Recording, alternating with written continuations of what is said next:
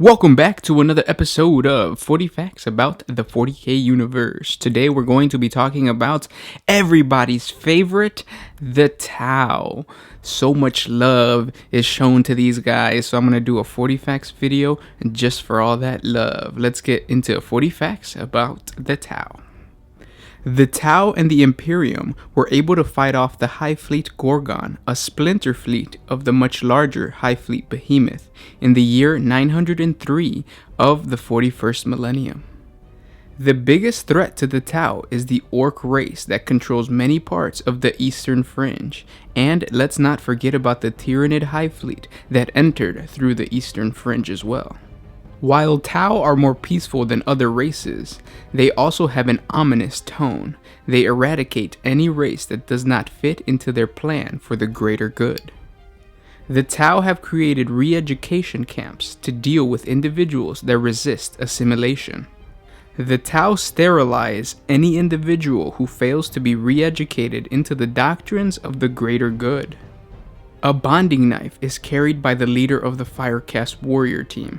It is a ceremonial knife not intended for combat and shows that the team has performed a bonding ritual known as Ta Licera.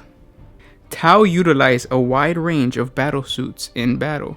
They have been categorized by man and such are given empirical numbers, but the Tau name for battlesuits is Heroclix Awesomess, which is a single piloted battlesuit, translated as Mantle of the Hero.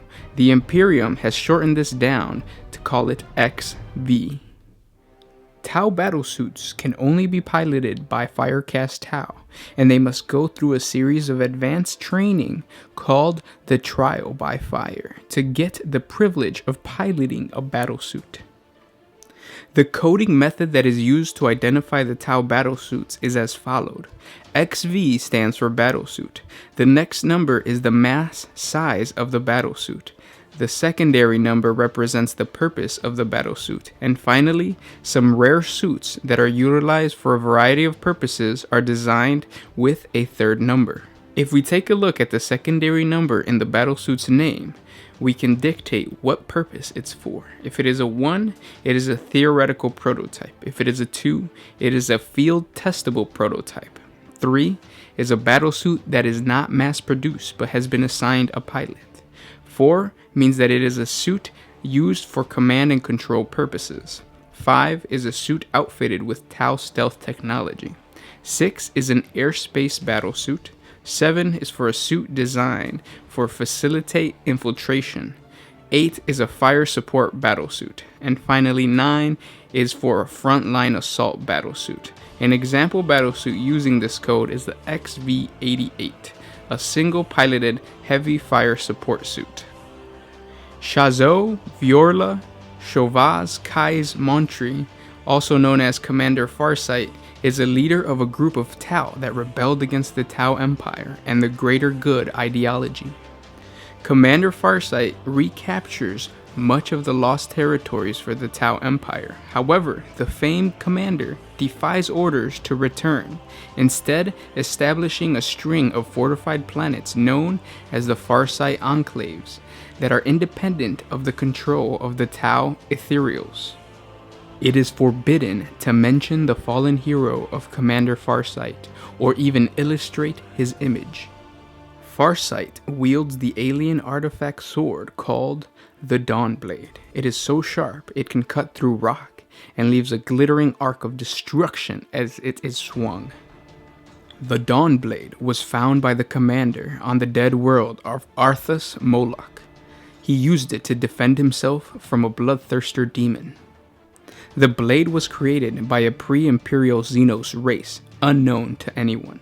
The Dawnblade is made out of alien chronophilic alloys. Whenever the wielder cuts the life support of an enemy, he gains that enemy's life. If Farsight should know this, he would end his life in a ritual suicide. Farsight has lived for almost 3 centuries, much longer than any natural lifespan of a Tau. If you want to know more about this, please check out our 40 facts about Commander Farsight. Tau regions within the Tau Empire are divided into groups called septs. They are fully settled star systems and have a unique culture according to the Tau caste that is most influential in that given sept. The Tau Empire has seen 3 massive expansions called Spheres of Expansion, starting with the first expansion beginning shortly after the achievement of spaceflight. The following 7 septs come from the first sphere of expansion. Town is the first sept established in the Empire's history. Town has a chain of enormous orbital docks and controls the largest of the aircast space stations. Every sept hosts ships of the Tau fleet, but none can boast more than the town. Dione, named after the twin moons of its prime sept world, has survived long isolation due to the space storm of fierce and unnatural qualities. It has also seen many infamous orc invasions, having been isolated for such a long period of time from the Tau Empire. Its inhabitants are considered somewhat rustic and backwards. The sept of Bork-On is a center of learning and academia, and its system has many rich mining planets. Bork-On has a high percentage of Earthcast and Fire Warriors. Thus, here is where a lot of the Fire Warriors are outfitted with prototype weapons and equipment. Dalith Sept was ravaged during the Damocles Crusade. Many of its outer colonies and several cities on its prime sept were destroyed. It has recovered quickly thanks to its busy trade ports. Large numbers of aliens can be seen here alongside its famously efficient water-caste merchants and diplomats. Many technological innovations have come from the sept Falshia. Firecast warriors from this sept are often the first to try out prototype weapons, armor, and system upgrades. The planet Viorla orbits a binary star, and its name translates as hot-blooded in Low Gothic. It is known to produce especially aggressive, skilled warriors. Many orc invasions have been broken by the sept, and the most respected Firecast academies reside upon Viorla. The prime world of Sacia is the hottest and most densely populated of the Tau worlds, producing more colonization fleets during the second sphere of expansion than any other.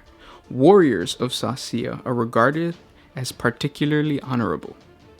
The second sphere expansion of the Tau Empire began on the 18th year of the 39th millennium, under the orders of Ethereal Supreme on way of the Whispered Wisdom. It came to an end after the retreat of the Imperial forces after the Damocles Crusade. The following 7 septs were established during the second sphere expansion, starting with Al Tau.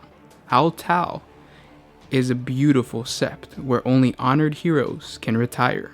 For some reason known only to the Ethereals, this once thriving sept of Nadras has largely been abandoned. Its remaining inhabitants are regarded as untrustworthy and quick-tempered.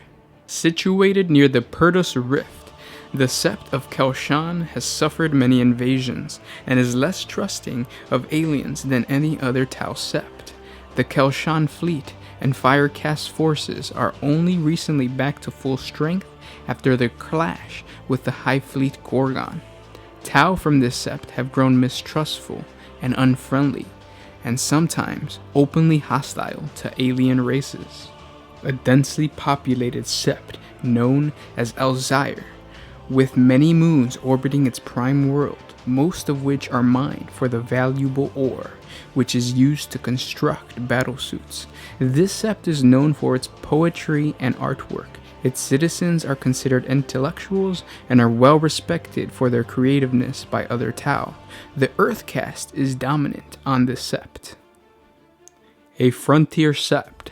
Those of Tashvar have been subject to frequent orc invasions and pirate raids. As a result, its people have become tenacious and hardy.